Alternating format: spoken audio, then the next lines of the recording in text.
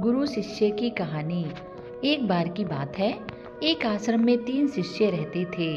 तीनों ने अत्यंत मेहनत से अपनी शिक्षा संपूर्ण की। तत्पश्चात तीनों शिष्य गुरुदेव के पास गए और बोले, गुरुदेव, अब हमारी शिक्षा संपूर्ण हो गई है। अब गुरु दक्षिणा देने का वक्त आ गया है। गुरुदेव मुस्कुराए और बोले, यदि तुम लोग मुझे गुरु दक्षिणा देना ही चाहते हो तो कल मुझे एक थैला सूखे पत्ते लाकर दे दो। तीनों शिष्य मंद मुस्कुराए और उन्होंने सोचा, सूखे पत्तियां लाना कौन सी बहुत बड़ी बात है। अगली सुबह तीनों शिष्य पास के ही जंगल में दक्षिणा हेतु सूखे पत्ते एकत्रित करने के लिए गए, परंतु उन्हें यह देखकर आश्चर्य हुआ कि जंगल में सिर्फ एक मुट्ठी सूखे पत्ते बचे हुए थे। यह देखकर वे तीनों बहुत दुखी परेशान हो गए। उन्होंने सोचा कि अब गुरुदेव को दक्षिणा कैसे देंगे। तभी सामने से एक किसान आता हुआ दिखाई दिया, जिसने एक थैले में ढेर सारे सूखे पत्ते लिए हुए थे। उन्होंने उस किसान से आग्रह किया, भाई, हमें भी थोड़े सूखे पत्ते दे दो, हमें इसकी अत्यंत आवश्यकता है।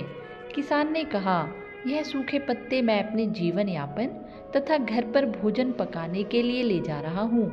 मैं यह आपको नहीं दे सकता, परंतु हाँ, पास के गांव में सेठ जी रहते हैं। उनके पास सूखे पत्तों से दौने बनाने का कारखाना है। शायद वह आपको सूखे पत्ते दे सके। वे तीनों सेठ जी के पास गए और उनसे सूखे पत्ते देने के लिए आग्रह किया, परंतु सेठ जी ने कहा कि मैं आपको सूखे पत्ते नहीं दे सकता, क्योंकि इनकी मुझे आपसे अधिक आवश्यकता है। मैं इन सूखे पत्तों से अपना कारोबार चलाता हूँ, मुझे क्षमा करें। वे तीनों शिष्य अत्यंत परेशान हो गए। उन्होंने बहुत लोगों से पूछा तो पता चला कि पास में ही एक बूढ़ी दादी रहती है। वे सूखे पत्ते एकत्रित करती है। हो सकता है उनके पास से मिल जाए। तीनों बूढ़ी दादी के पास गए और उनसे सूखे पत्ते देने का आग्रह किया, परंतु बूढ़ी दादी उन सूखे पत्तों से औषधियाँ बनाया करती थी, तो उन्होंने भी मना कर दिया। अब तीनों छात्र निराश होकर आश्रम लौट आए और दुखी मन से गुरुदेव को सारी बात बताई कि वे उनकी दक्षिणा लाने में असफल रहे।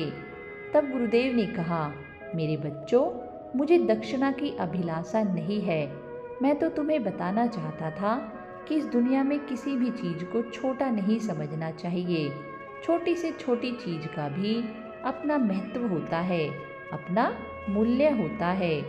तो दोस्तों, आज शिष्यों को पता चल गया था कि जिन चीज़ों को हम बहुत छोटा समझते हैं, वास्तव में उनका भी अपना ही एक अलग स्थान होता है। धन्यवाद आप सभी का।